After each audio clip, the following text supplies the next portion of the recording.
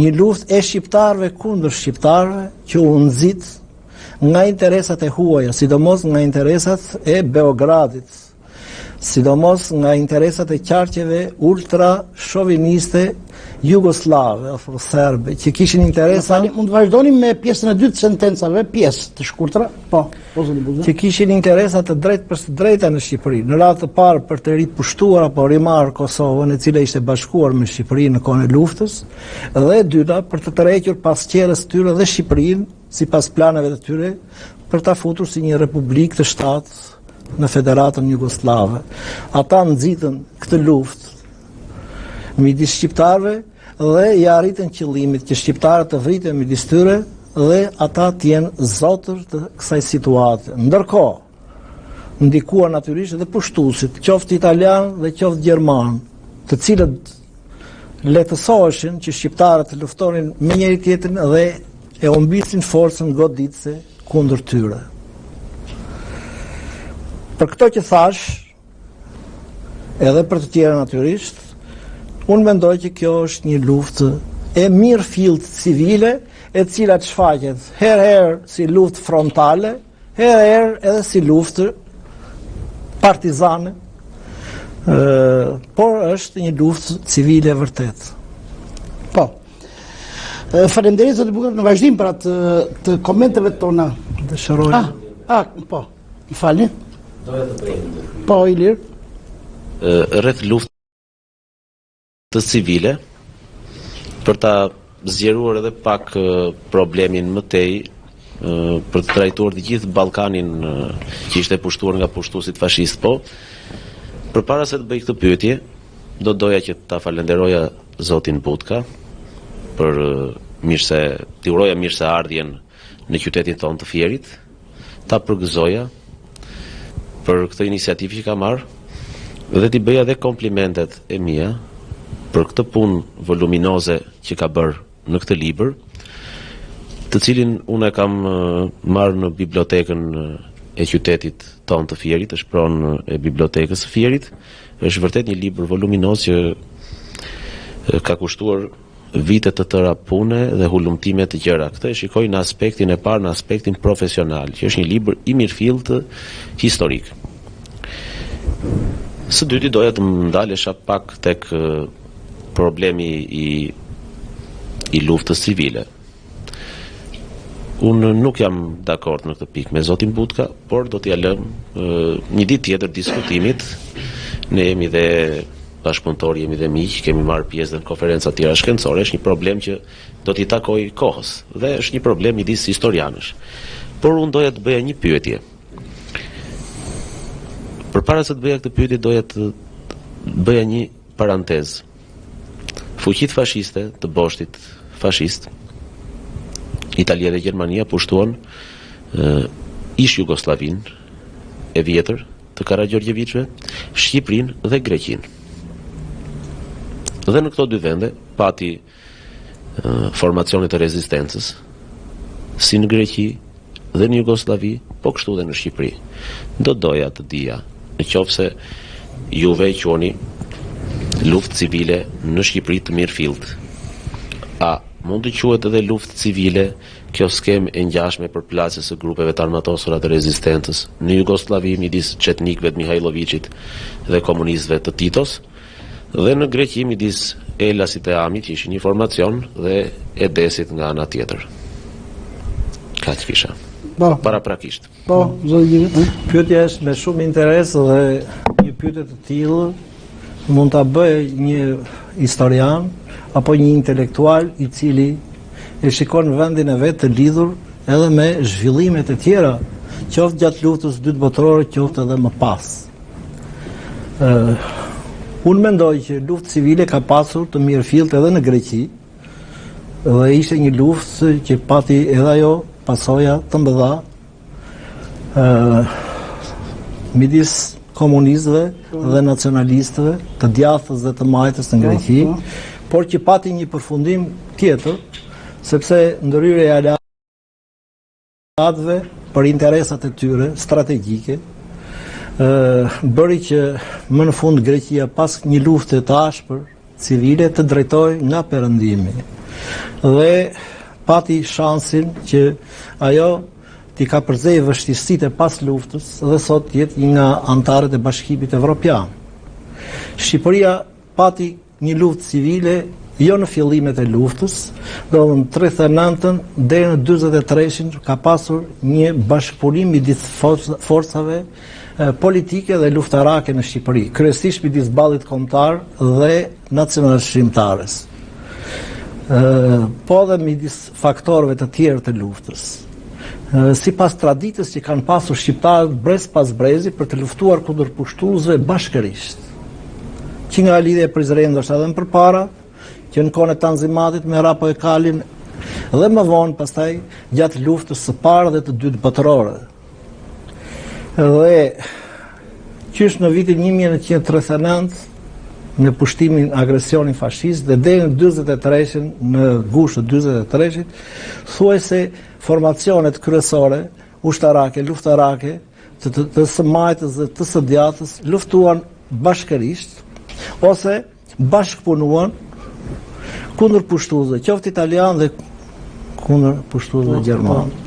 Bile është shumë interesante sepse në të gjithë Shqipërinë, sidomos në jug, përpara se të bëhesh të realizohesh marrëveshja e Mukës për një luftë të përbashkët kundër pushtuesve, u realizuan në të gjithë trevat shqiptare në mënyrë të veçantë në Vlorë, në Mallakastër, pastaj në Gjirokastër, në Korçë, në Kolonjë, e kështu me radhë, në Krujë, marrëveshjet lokale.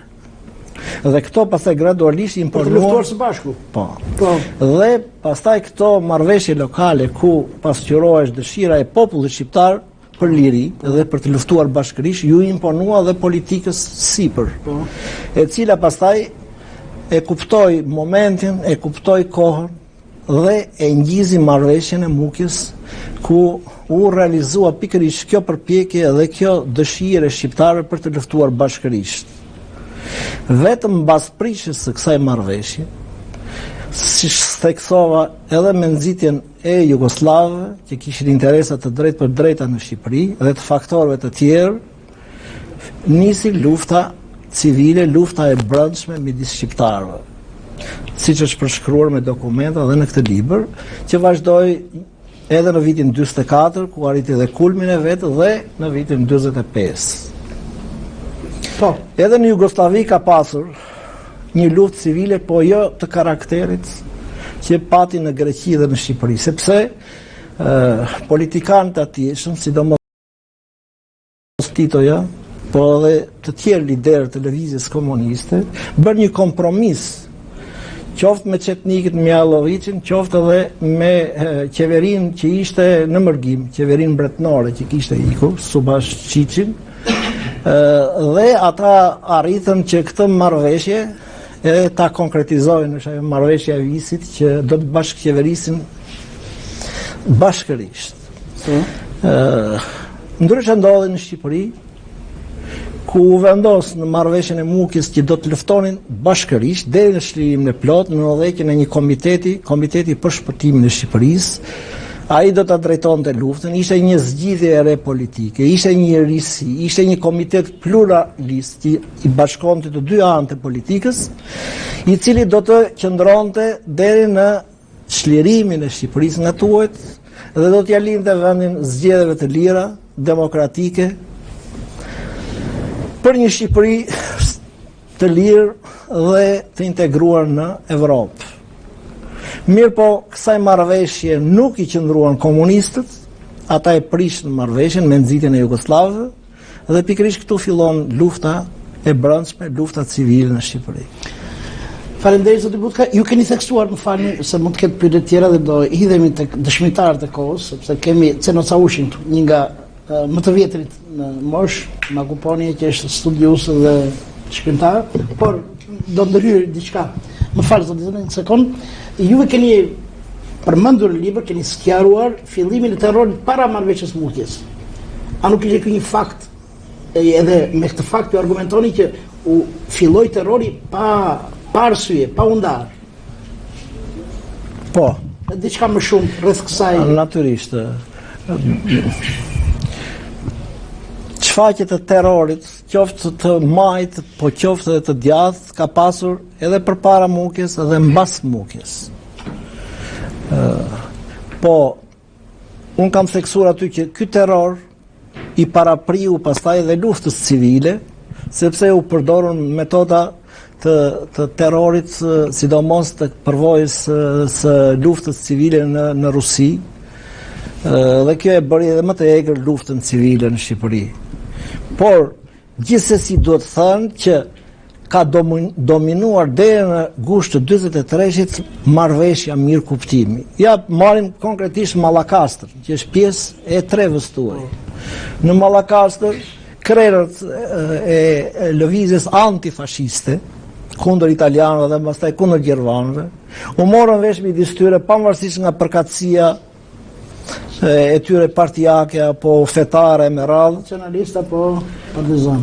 u morën vesh që të bashkoheshin dhe të luftonin bashkërisht siç e ka pasur traditë Mallakastër. Tefik Sfiri është një nga udhëheqësit kryesor të luftës antifashiste me përkatësi nacionaliste në Mallakastër, dhe Mehmet Shehu është një nga përfaqësuesit kryesor jo vetëm të Mallakastës, po edhe të lëvizjes nacionale shqiptare në Shqipëri.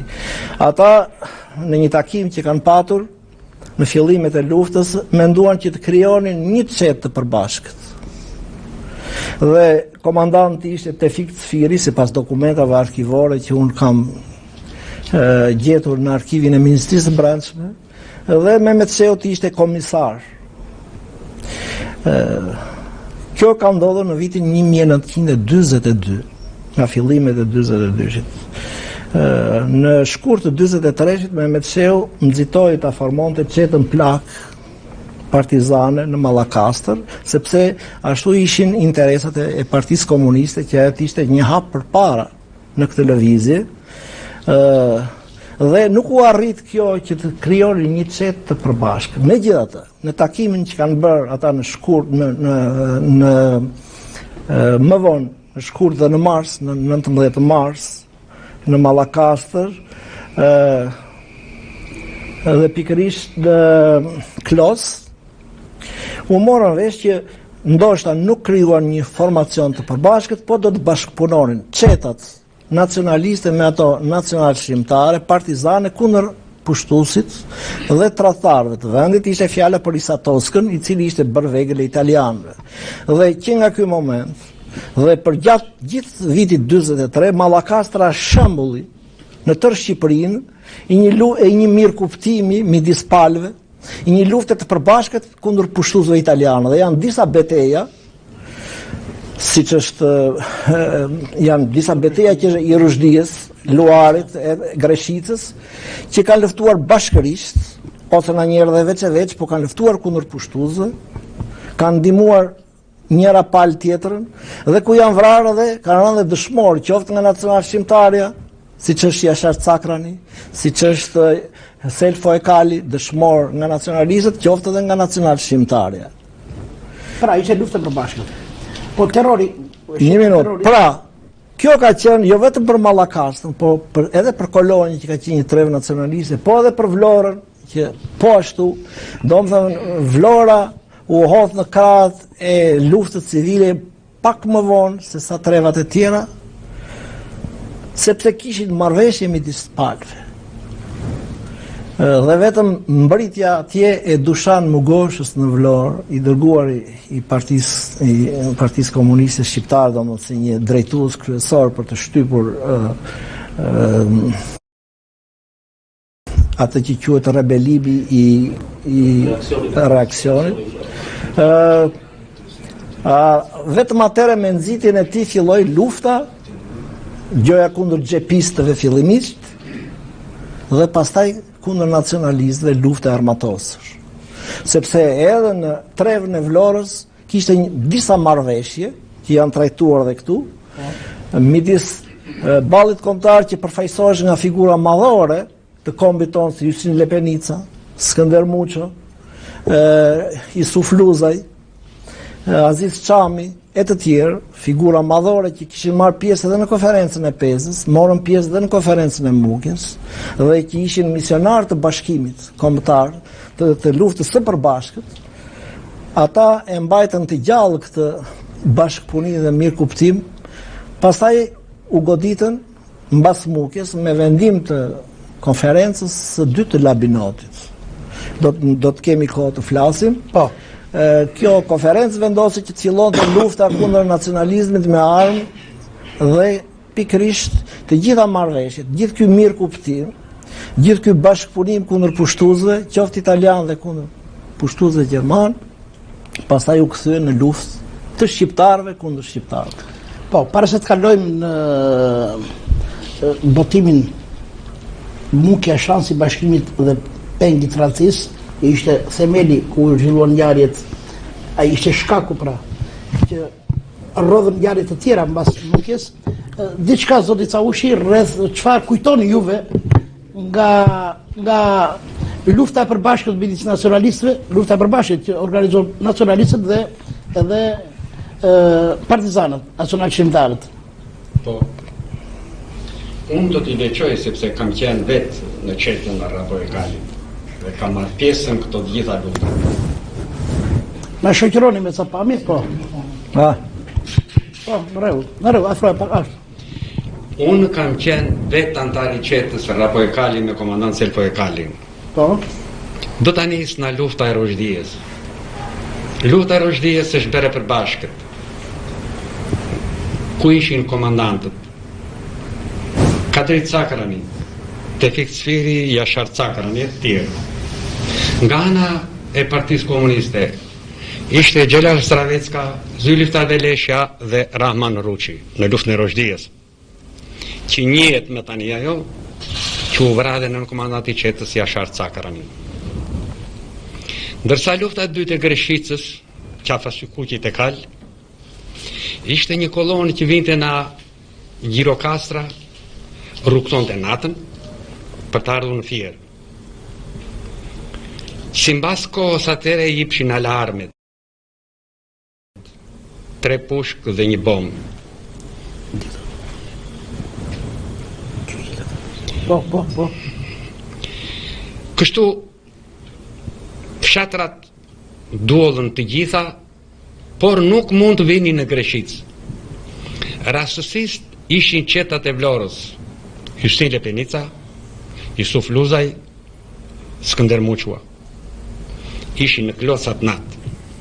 Marshuan drejt Qafës-Kuqit dhe i bënd prit në pruan e Greshicës, ku morën pjesë e Kalas, Greshiciot, Klosas, Usojas, Kalenjar.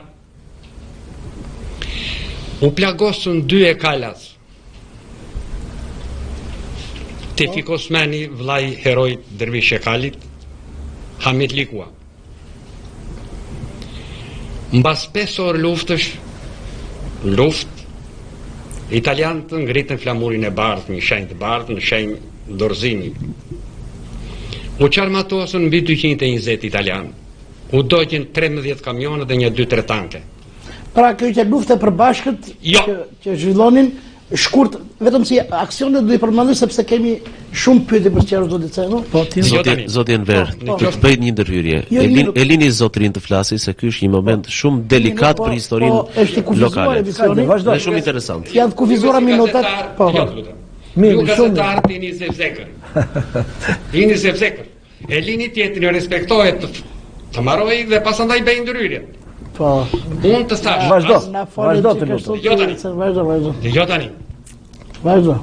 Në këtë luftë jam i ndershëm i sinqert, sepse kam dhe fshatar të mi moshatar. Nuk mund të lejoj që të gënjej, se s'mund të më thot ai jazak të qoftë. Unë ballaqoj me të vërtetën. Po. Këtë luftë ka drejtuar vlonjatët. Qete me qeu të ishe në Sorush nuk mund të vinte. Qeta jonë atë kohë e Kalit ishte akoma e paformuar. Ishim si popull. Kaq. Po lufta e Luarit? Lufta e Luarit është organizuar vetëm nga balli kombëtar. Kjo është e vërtetë. Po. Kur kemi marrë Selfon të plagosur dhe na dikin rrugë, Memeqeu ka ardhur gjiroqar. Më kupto. Edhe shprehu keqardhjen që pse nuk u lajmërua në këtë luftë. Lufta tjetër e dytë për hakmarrjen e Luorit u bë edhe me mercenarët e Alilalis, edhe me forca italiane. Në këtë luftë e drejtonte prapë Justin Lepenica dhe Memeqeu, edhe Rau Fratari. Italianët prapë u thyen dhe lanë disa të vrarë, nga 5-16 i zuri qeta e Memeqeut në Drenie.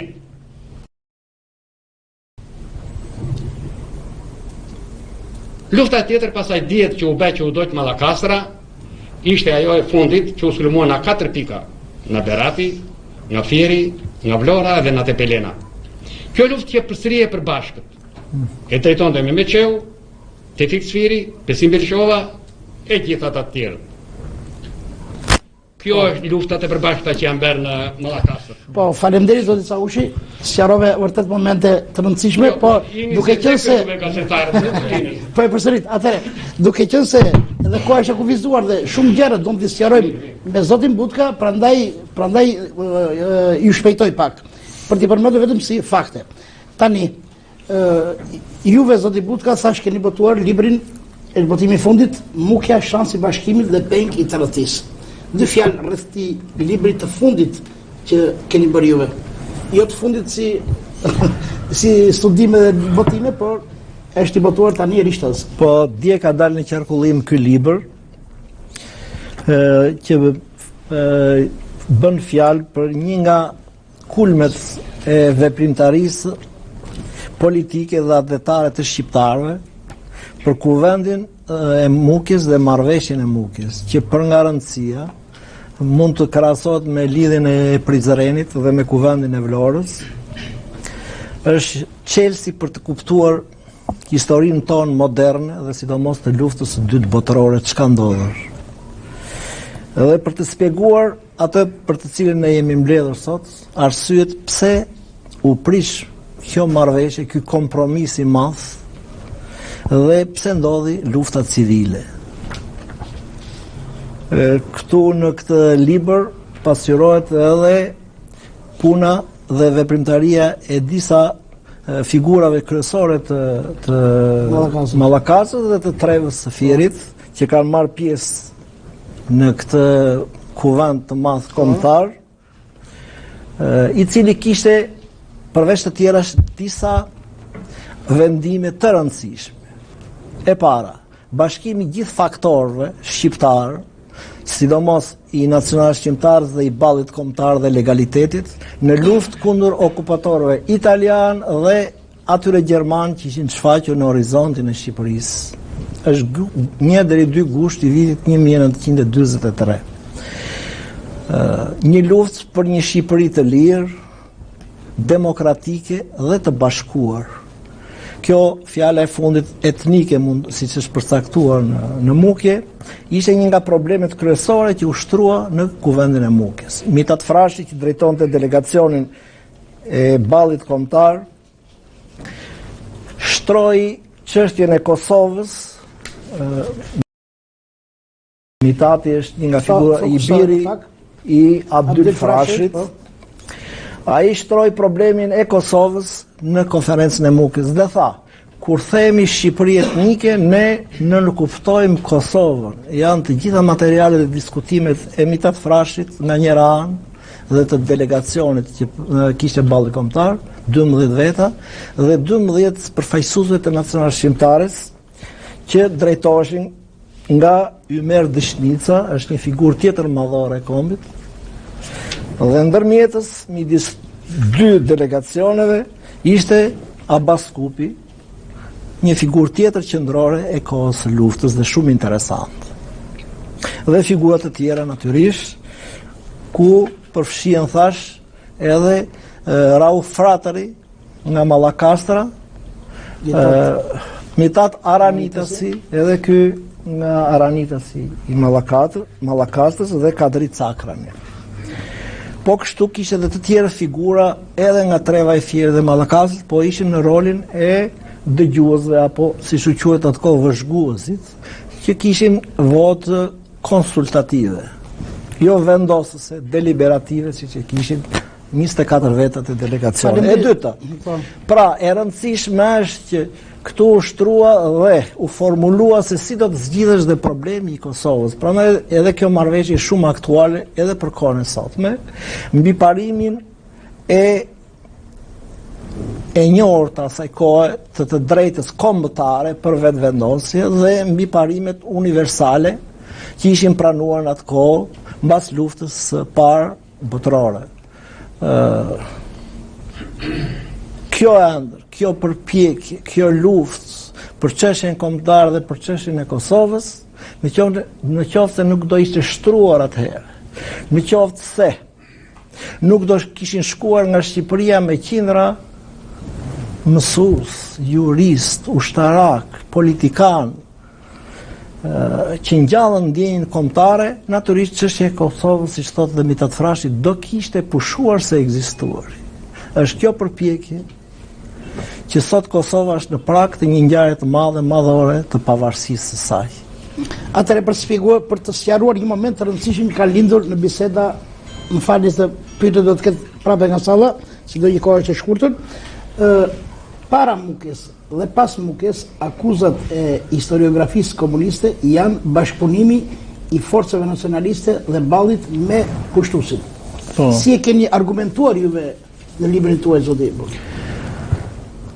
Kjo është një temë më vete, megjithëse mund të themi dy fjalë, sepse kolaboracionizmi ose bashkëpunimi është një temë mbi të cilën është abuzuar dhe hedhur shumë balt. Dhe që kërkon një trajtim të plot, sepse nëse e thua me dy fjalë nuk argumenton asgjë, aq më tepër teleshikuesit që presin. Është libri ai që do të Në libër janë disa kapitull që e trajtojnë këtë çështje dhe unë mendoj që lexuesit ta lexojnë librin, por duhet pranuar që gjatë luftës civile, do të thënë mbas Mukes, mbas prishjes së marrëveshjes, mbas prishjes së këtij kompromisi, kur nacionalistët u ndodhen midis dy zjarre, nga njëra anë zjarrit komunist, ushtrisë nacionale shqiptare dhe të pushtuesve, qoftë italian, qoftë gjerman, në këto kushte, për motive politike, po edhe për motive personale për të ruajtur jetën, jo organizata e ballit, po edhe elemente të veçantë kanë bashkëpunuar me pushtuesit, siç kanë bashkëpunuar dhe elemente të veçantë nga nacional shqiptarja. Dhe me që jemi këtu në Fierë, unë do të përmend edhe emra. Nacional shqiptarja ka bërë pak më tuti një kompromis i Beratit me gjermanët, që edhe është ndëshkuar, ose i Kuçovës. Në veri në Peshkopi është një kompromis i Peshkopisë, ku nacional shqiptarja, shkaku i luftës së Peshkopisë dhe Dibrës është pikërisht një batalion serbo-maqedonës me Brajevićin. Brajević është Petar Brajević, një nga drejtuesit kryesorë të luftës, që humbi një këmbë edhe në betejën e Drenicës kundër Shaban Polluzhës, gjykatës i famshëm i Kryezinjve. Ju keni dëgjuar, kemi ndërtuar dhe një film tani kohët e fundit për lëvizjen Kryezinjve. Dhe ata kishin i dërguar nga Jugoslavët, nga tempoja, që ndronin bashkë me formacionet partizane në Peshkopi. Dhe donin të siguronin Peshkopin, Dibrën dhe trevat e tjera që ti merrin përsëri Maqedonës. Dhe nacionalistët e Dibrës kërkuan që të largoheshin këta të huaj.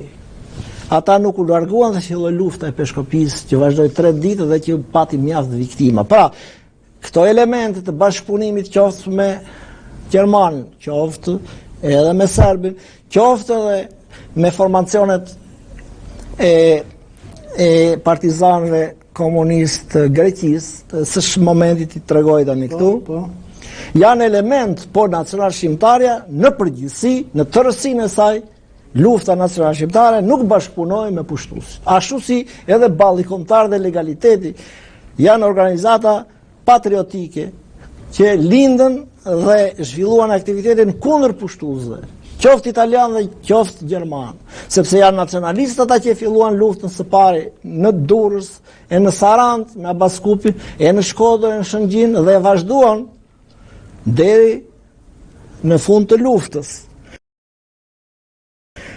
por pati edhe elemente dhe pjesë të veçanta që për arsyet që tregohet bashkëpunuan, për shembull Kadri Cakrën, një nga njerëzit që mori pjesë në Mukje, i cili ka kontribut në luftën kundër pushtuesve italian, edhe kundër Isatoskës këtu, por në kushtet e luftës civile, ai kur lufton në dy palët për jetë apo për vdekje, ai bashkëpunoi dhe janë dokumentet në arkivin e shtetit të bashkëpunuar me gjermanët dhe figurat të tjera. Por nuk duhen futur në një thesi që kanë futur politikanët dhe historiografët komunistë. Se në qoftë se themi për Vizhdan Risilin, nuk ka qenë kurrë i ballit kombëtar. Në qoftë se themi për atë të që erdhi në Gjormë dhe luftoi kundër patriotëve të Gjormit, këtë djalë kemi nga Gjormi, ka ardhur këtu apostafat.